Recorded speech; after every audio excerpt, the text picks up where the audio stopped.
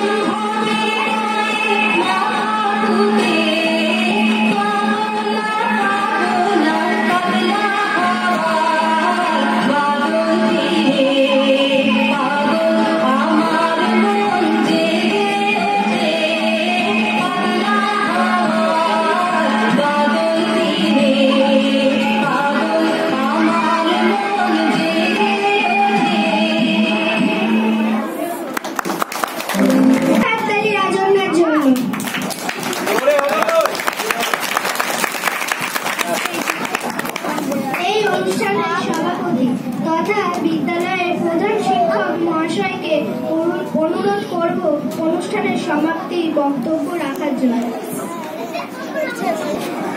আমরা একটা বিশেষ দিনে উপস্থিত হয়েছি।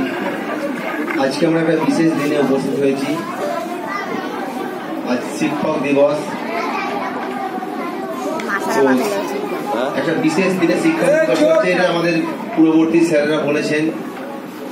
আমাদের যে প্রতিকৃতির সামনে রয়েছে ডক্টর সর্বপল্লী রাধাকৃষ্ণন, ওনার জন্মদিন উপলক্ষে শিক্ষক দিবস। কেন শিক্ষক দিবস সে সম্পর্কে বলেছেন।